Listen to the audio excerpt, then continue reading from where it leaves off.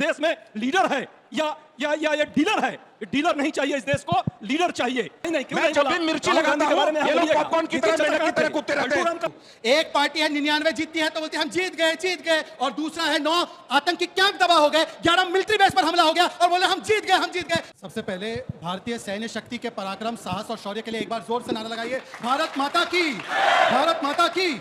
देखिए, एक नया नॉर्मल स्थापित किया गया है ऑपरेशन सिंधु के द्वारा कि अब मोस्ट फेवर्ड नेशन नहीं, मुंह तोड़ जवाब स्टेटस होगा। की आशा नहीं, अब ब्रह्मोस की भाषा होगी। अब न्यूक्लियर गीदड़ भपकी नहीं, न्यूक्लियर देश में घुसकर 9 आतंकी कैंपों को और 11 मिलिट्री बेसेस पर हम हमला करेंगे। अब गोली का जवाब गोले से दिया जाएगा। अब दिन में तारे नहीं, रात को उजाले दिखाए जाएंगे, सूर्योदय किया जाएगा और एक्ट ऑफ टेरर को एक्ट ऑफ वॉर माना जाएगा। और देखिए ना, 2 शरीर एक जान, कांग्रेस और पाकिस्तान बोले एक ही जुबान। मतलब कांग्रेस पार्टी बोल रही है या डीजी आईएसपीआर, समझ में नहीं आता। ये वही कांग्रेस पार्टी है आज जो फिर से प्रमाण मांग रही है। सर्जिकल स्ट्राइक पे भी मांगा था, बालाकोट एयर स्ट्राइक पे भी मांगा था। इसीलिए मैं आज पूछना चाहता हूं, देखिए लास्ट 10 सेकंड लेता हूं। कांग्रेस और पाकिस्तान में एक और सिमिलरिटी है, दोनों डिलुलू में है। डिलुलू पता है क्या? डिलुलू एक पार्टी है 99 जीतती है तो बोलती है हम जीत गए, और दूसरा है 9 आतंकी कैंप दबा हो गए, 11 मिलिट्री बेस पर हमला हो गया और बोले हम जीत गए। तो देखिए यहां पर दिखेगा कहीं सुप्रिया कहीं शाहबाज एक ही एनर्जी से काम करते हैं। चलिए अजय जी माइक उठाइए और जवाब दीजिए। अपनी पार्टी को भी डिफेंड कीजिए। अमीक मनमन मुस्कुरा रहे हैं, वो भी मानते हैं। अपनी पार्टी को भी डिफेंड कीजिए और साथ ही ये वक्त है एक आवाज भारत से जाए। जो शाहबाज कह रहा है उसकी भाषा हम देश के अंदर क्यों बोले कि हम हार गए? आज भाजपाई सियासत कर रहे हैं, सबने देखा। मैं कहता हूं वो कौन है चाचा इनका ट्रंप? ये कौन होता है सीज फायर कराने वाला जब देश उत्साह में था? ये क्या है? हम पाकिस्तान को नेस्तनाबूद करने की स्थिति में थे, पाकिस्तान को टुकड़ों में बांटने की हमारी क्षमता हमारी सेना की थी और हम सब चढ़ चुके थे। अंजना जी जैसे बहुत सारे साथी हम भी चाहते थे कि हम कराची में जो है म्यूटेशन कराएं। फिर क्या हुआ? अचानक ये कौन आया व्यापार करने? क्या ये देश व्यापारियों के हाथ में है या देश इस देश में लीडर है या ये डीलर है? डीलर नहीं चाहिए इस देश को, लीडर चाहिए। मोदी जी है। लेकिन एक उप मुख्यमंत्री हैं अभी मध्य प्रदेश के और एक मंत्री हैं। भाई इन दोनों को भाजपा के लोग सलाम कर रहे हैं, उनको बर्खास्त नहीं कर रहे हैं। सुप्रीम कोर्ट, हाई कोर्ट ने कहा उस दोनों व्यक्ति ने देश की अखंडता और संप्रभुता के साथ कहीं ना कहीं प्रश्न लगाया है। ये बकचोदी मत करो यार। मैं पूछा उसी ऑर्डर में जवाब देता हूं। अच्छा है, एक उनके दूसरे प्रवक्ता है सुरेंद्र राजपूत, उन्होंने तो कहा था कि किसी को बाप बना दिया, इन्होंने चाचा बोला है। आप ही के चाचा ने कल 6 बजे के शो में अंजना ने दिखाया है, ट्रंप चाचा ने मान लिया कि मध्यस्थता नहीं की, मदद की, और यही चीज थरूर बोल रहे थे, परंतु थरूर अपने सांसद को नहीं मानेंगे और ट्रंप चचवा का कितना मानेंगे ये समझ में नहीं आता कि ट्रंप में ऐसा क्या विदेशी नेतृत्व इनको हमेशा ही पसंद है। अब कहीं उधर मत सोचना, मैं एलन ऑक्टेवियन ह्यूम की बात कर रहा हूं, आप कहीं और चले मत जाना। परंतु मैं बताता हूं मध्यस्थता क्या होती है। मध्यस्थता वो होती है जब चाचा नेहरू जाते 1948 में और कश्मीर सौंप कराते यूनाइटेड नेशंस को पटेल जी के खिलाफ जाकर। जब 1966 में ताशकंद में मजबूर किया जाता है लाल बहादुर शास्त्री को जाने के लिए और सोवियत यूनियन द्वारा ब्रोकर किया जाता है। जब आईडब्ल्यूटी वर्ल्ड बैंक के द्वारा ब्रोकर किया जाता है, आज उसी आईडब्ल्यूटी को हमने लात मारा और अजय बांगा यहां पर थे, उन्होंने कहा मेरा कोई मतलब नहीं, वर्ल्ड बैंक का कोई मतलब नहीं, इंडिया को जो करना है करो। इसको बोलते हैं मजबूत नेतृत्व। और मैं सिर्फ इतना पूछना चाहता हूं, आपको पता है 71 के युद्ध के बाद, आज मैं एक बहुत बड़ा डिस्क्लोजर करने वाला हूं अंजना जी आपके शो पर। 71 के युद्ध के बाद हमारे पास 93,000 प्रिजनर ऑफ वॉर थे। हमने 93,000 प्रिजनर ऑफ वॉर दे दिए, 54 हमारे जो प्रिजनर ऑफ वॉर नहीं लिए 15,000 स्क्वायर किलोमीटर दे दिए। पीओके तो लेने की दूर की बात है, उल्टा 1971 में इंदिरा गांधी ने न्यूक्लियर डील के सीक्रेट बिलावल भुट्टो के दादा मतलब नाना जुल्फिकार अली भुट्टो को ऑफर किया और ये यूनाइटेड स्टेट्स में और सारा डॉक्यूमेंट सामने आया है और 2013 के टाइम्स ऑफ इंडिया में छपा है जब इनकी सरकार थी। अब मुझे बताइए कि 71 में आप देश के दुश्मन को न्यूक्लियर सीक्रेट देना चाहते थे। बंद करो हाथ जोड़ के। मैं ये किस प्रकार का आपका रवैया था? आज मुझे बताइए और मैं आपको डॉक्यूमेंट भी दिखाना चाहता हूं कि कौन सा डॉक्यूमेंट था जिसमें इंदिरा गांधी ने देश के न्यूक्लियर सीक्रेट देने की बात की थी। और आप देखकर सुन हो जाएंगे, चकित हो जाएंगे। मैं पढ़कर सुनाता हूं। The government of India is unable to understand repeated talk of nuclear blackmail by the government of Pakistan. I have explained in my letter to Prime Minister Bhutto and the peaceful nature and economic purpose of the nuclear experiment and stated that India is willing to share her nuclear technology with Pakistan. ये देखिए, ये document है 1971 का। इंदिरा गांधी ने हमारे साथ क्यों धोखा किया बताइए। हाँ भाई, कैसी लगी? पहली बात कि ठीक है, इनको चाचा पे प्रॉब्लम है, इनको पापा ही इनको रहने देते हैं, ट्रंप इनके पापा ही हैं। मैं नहीं कुछ कहूंगा। सुनिए, किसी को राजमाता बनाइए और आप किसी को अपना बाप घोषित कीजिए, हमें क्या उससे? बीच में नहीं, एक बड़ा झूठ यहाँ फैलाने का प्रयास हुआ। इंदिरा जी ने पाकिस्तान को 2 टुकड़ों में बांटा, आज तक इनको प्रॉब्लम हो रही है। इंदिरा जी का जब नाम आ रहा है तो कई पापाओं को दिक्कत हो रही है। मैं समझता हूं क्यों दिक्कत हो रही है, कैसे कैसे लोग रहते हैं और भक्तों को भी दिक्कत हो रही है। होने दीजिए। देश को यदि मजबूत किया किसी ने तो इंदिरा जी ने किया और पाकिस्तान को 2 टुकड़ों में बांटने का काम। दूसरी बात, ये कहते हैं 54 सैनिकों की बात। 77 में आपकी सरकार आई थी भाई, अटल बिहारी जी वाजपेयी जी उसमें मंत्री थे, अडवाणी जी मंत्री थे। 2001-2 के बाद जब कारगिल युद्ध के बाद जो समझौता हुआ उसमें मुशर्रफ इस दिल्ली में आए। क्या और इंदिरा वाजपेयी जी ने गांधी ने स्वीकारा। हमारे अरे न्यूक्लियर सुनिए, टेक्नोलॉजी ऑफर सुनिए, किए थे? हाँ सब या बोलते ना? हैं बीच में, हाँ मैं या आपके ना? बीच में नहीं बोलता। हाँ या ना? यही बोलिए आदत ना। है आपकी। हाँ या ना? क्यों यही नहीं बोल पा सच रहे? है, सच बोलते सवाल हैं। बोलिए। सच वैसे सोचते ही नहीं सवाल है। पूछा गया, सच उसका जवाब सुन दे। लीजिए ना भाई, 71 के बाद क्या तुम हुआ? क्या कर रहे थे? सुना रहा हूं आपको। 77 में आपकी सरकार थी, क्यों नहीं ये काम किया? फिर 2000 में वाजपेयी जी ने ऑन रिकॉर्ड, जब मुशर्रफ और वाजपेयी जी में समझौता हुआ, क्लियर कर दिया कि नहीं वहां कोई 54 सैनिक जो है नहीं थे। ये जाकर देखिए, पढ़िए, मत बोलिए। पढ़ते नहीं है सत्यप्रकाश आप। और दूसरी बात, न्यूक्लियर डील की बात हाँ, की है। इस पर- मैं न्यूक्लियर डील पर हाँ, किताब खबर लिखा हूं, बहुत- भारत की अमेरिका संबंध और परमाणु संबंध पर। ये गलतफहमी मत यहाँ पैदा कीजिए, झूठी बात। न्यूक्लियर इंडिया बनाने का काम इंदिरा जी का था। न्यूक्लियर इंडिया बनाने का नाम बात अटल बिहारी वाजपेयी जी का था। और न्यूक्लियर को विश्व में भारत को स्थापित करने अंजना का जी, काम क्योंकि मुझे झूठा मनमोहन बोला सिंह गया, का मैं एक था। चीज बताना ये तो चाहता हूं। न्यूक्लियर के बहुत डर गए। मैंने क्रॉप कर दिया। 99 में भी न्यूक्लियर एक- इंडिया थी। एक अटल जी इंटरवेंशन ने नहीं चाहता डरा। मैं तो अटल जी की बात कर श्याणपति नहीं। प्रोफेसर उपाध्याय जी, आपने इतना झूठ बोला है कि मैं अगर उसका जवाब देता रहूं तो बहुत टाइम निकल जाएगा, लेकिन फिर भी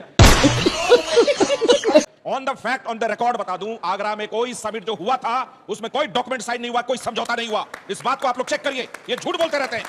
मैं समिट के बारे में आप जानते लाल ही कृष्ण हैं। अडवाणी गृह मंत्री थे, मुशर्रफ से बात हो रही थी तो कहा कि हम लोग एक्स्ट्राडिशन ट्रीटी कर लेते हैं, मतलब एक दूसरे के अपराधी को सौंप देते हैं। बोला मुशर्रफ ने कोई दिक्कत नहीं। अडवाणी जी ने छूटते हुए कहा दाऊद इब्राहिम को पहले सौंप दो। फिर इनको ये पता नहीं है। लेकिन कुछ महीने बाद क्या हुआ था? मैं आगरा एक चीज समिट में कुछ महीने और बाद जोड़ना क्या चाहता हूं। आगरा समिट में ये बात हुई थी कि आपके देश में जितने सैनिक हमारे हैं, आपको लिस्ट दी जाती है, आप उनको सौंपिए। क्योंकि पाकिस्तान का चेहरा दुनिया के सामने नंगा होता कि 1971 से लेकर के अब तक उन्होंने रखा हुआ है हमारे सैनिक को, वो मुकर गया। और आगरा समिट के बाद कुछ हुआ नहीं भारत और पाकिस्तान के बीच। आप ये भी चेक करिए कि भारत में सबसे पहले किसने कहा कि टेरर और टॉक एक साथ नहीं चल सकता। वो एनडीए की सरकार का स्टैंड था, मनमोहन सिंह का नहीं था ये कि टेरर और टॉक एक साथ नहीं चल सकता। ये तो टेरर से 2008 में जब हमला हुआ मुंबई पे और इंडियन एयरफोर्स के चीफ ने कहा कि हम हमला कर सकते हैं, ये डर गए। इतना डरपोक प्रधानमंत्री भारत ने झेला, इतना डरपोक नेतृत्व झेला। आज जब ये इंदिरा गांधी वर्सेस मोदी जी की तुलना होती है, मुझे बड़ी खुशी होती है। क्यों? क्योंकि उसके बाद इंदिरा गांधी के बाद जितने इनके प्रधानमंत्री हुए, राजीव गांधी, नरसिम्हा राव, मनमोहन सिंह, सब फुस निकले। उनकी तुलना नहीं होती इंदिरा गांधी से। क्या खड़ा थे हमारे साथ? ये कहते हैं हम खड़े हैं आपके साथ। ये कह रहे हैं अभी कि युद्ध चल रहा था तो आप पीओके ले लेते। तो मेरा कहना, खड़े होने के पहले मेनू कार्ड बता के देते थे हमें। अरे बाप रे, ये तो धोती खोल रहा है। ये मेनू कार्ड है, पीओके लोगे तो तुम्हारे साथ है, पीओके नहीं लोगे तो तुम्हारे साथ नहीं है। नो ठिकाने उड़ाओ। अरे सरकार की रेस्तरा समझ लिया आपने सरकार को। जब तुम राष्ट्रपति को एएम और पीएम बता सकते थे, ये तरीका ठीक नहीं। मिस्टर उपाध्याय, मैंने आपके बीच में नहीं बोला। नहीं, क्यों मैं नहीं जब बोला? भी मिर्ची राहुल लगाता गांधी के बारे में हूं, आप ये लोग बोलिएगा। पॉपकॉर्न की तरह मेंढक की तरह कूदते रहते हैं। हमारी फौजें आगे बढ़ रही थी। अमेरिका के सदर डोनाल्ड ट्रंप, उनका फॉरेन सेक्रेटरी रूबियो कह रहा है कि हम 24 घंटे से दोनों सरकारों से डील कर रहे थे, उनके राष्ट्राध्यक्षों से बात कर रहे थे, तब हमने ये फैसला लिया। अच्छा भैया, फौज को आगे भेजा। भारत सरकार की तरफ से रूबियो से, डोनाल्ड ट्रंप से कौन नेता था जो डील कर रहा था कि सीज फायर हो? भारतीय जनता पार्टी का एक नेता कहता है हमारी सेना तो जंगी नहीं लड़ रही थी, तो सीज फायर काहे बात का हुआ? चलो यहां से आगे आ जाओ। देखो, पाकिस्तान जितना बड़ा खतरा है, आज हमें मालूम है कि सबसे बड़ा खतरा उसके साथ जो देश खड़ा है वो चीन खड़ा है। हम आज अगर आपस में लड़ेंगे, खुदा न खास्ता, भगवान न करे, ईश्वर न करे, माइक कल कोई ऐसा दिन दोबारा आया क्योंकि पाकिस्तान पलटेगा। अगर हम ऐसे डिवाइड हो गए तो हम लड़ नहीं पाएंगे। तो आज क्या प्रधानमंत्री जी को नहीं चाहिए एक ऐसा ऑल पार्टी मीटिंग बुलाए, पूरे देश को इकट्ठा करें और खुद प्रधानमंत्री उस मीटिंग का चेयर करे और हम दोबारा ये फैसला करें कि जो आतंकवादी देश है, और हम दोबारा एक बार सोचें कि इंदिरा जी ने, जब अमेरिका ने यूएसएसआर के जरिए दबाव बनाया बांग्लादेश के मामले में, तो इंदिरा जी नहीं मानी। अटल बिहारी वाजपेयी साहब मरहूम हमारे, उन पे दबाव बनाया अमेरिका ने, उन्होंने डील नहीं करी। भारत का कौन सा नेता है जो अमेरिका के डोनाल्ड ट्रंप से डील कर रहा था कि सीज फायर हो? ठीक है। हम इंदिरा गांधी के बारे में ये नहीं बताते कि इंदिरा गांधी ने पाकिस्तान के 2 टुकड़े कर दिए। हम ये नहीं बताते कि जब करगिल की लड़ाई चल रही थी तो अटल बिहारी वाजपेयी ने किस तरीके से क्लिंटन को जवाब दिया था, जब क्लिंटन ने फोन करके कहा कि अब आप थोड़ा सीज फायर कर लेते हैं। उन्होंने कहा मेरी 2 शर्तें हैं। सबसे बड़ी बात यह कि पाकिस्तान हिंदुस्तान की जमीन पर अगर 1 इंच भी है, जब तक वापस नहीं जाएगा तब तक हम उससे कोई बात नहीं करेंगे। यह था हिंदुस्तान के प्रधानमंत्री का इकबाल कि मुल्क के साथ कोई समझौता नहीं करेंगे। और क्लिंटन के पास अटल बिहारी वाजपेयी नहीं गए थे, न क्लिंटन ने अटल बिहारी वाजपेयी को फोन किया था, नवाज शरीफ को जाना पड़ा था। नवाज शरीफ जब वहां से आगे हटे तब जाके यह हुआ कि चलो हाँ ठीक है हम कर सकते हैं। लेकिन अमेरिका ने भारत को फोन करके कोई सीज फायर नहीं करा। आज अमेरिका का राष्ट्रपति 1 बार नहीं, 2 बार नहीं, 3 बार नहीं, 4 बार नहीं, 5 बार कैमरे के सामने और सोशल मीडिया पे बार बार कह रहा है कि मैंने करवा दिया, नहीं तो लाखों लोगों की जान जाती। अभी मजा आएगा ना भिड़ो। मैं अमीक जी और आशुतोष जी दोनों की बातों को बड़े संयम से बिना एक भी बार हस्तक्षेप नहीं चाहूंगा कि आप मेरे सवाल का जवाब दें। बंद करो, हाथ जोड़ के मैं गुजारिश करूंगा आप मेरे सवाल का जवाब ना दें। अंजना जी, मेरी एक ही रिक्वेस्ट है, आपने 3 उस साइड पैनलिस्ट रखे, 2 इस साइड रखे, मुझे कोई आपत्ति नहीं, आपका शो है, पर कोई हस्तक्षेप ना करें, जैसे हमने भी शांति से सुना। अब देखिए, सबसे पहले आते हैं, मैं तो वैसे बर्थ से मुस्लिम हूं, परंतु मैंने एक बात हमेशा पढ़ी है, सीखी है, समझी है कि परस्पर विरोधे तू वयम पंचशते शतम विग्रह परस्तु पंचाधिक शतम, मतलब कि जब बाहर की ताकत होती है हमारे खिलाफ तब 100 बनाम 5 नहीं होते पांडव और कौरव, 105 हो जाते हैं। परंतु यहां पर उन्होंने कहा कि हम एक साथ थे। डीजीएमओ ने कहा सीज फायर नहीं हुआ है, डीजीएमओ ने कहा ऑपरेशन सिंदूर जारी है। आप बीजेपी की मत मानिए, आप मोदी जी की मत मानिए, आप राजनाथ जी की मत मानिए, डीजीएमओ की तो मानिएगा ना साहब कि सीज फायर नहीं हुआ है, अभी ऑपरेशन सिंदूर जारी है। पर यहां पर आर्मी के वर्जन को क्वेश्चन किया जाता है। एक सेकंड की बात हो जाने दीजिए। दूसरी बात, इन्होंने कहा देश एकजुट था।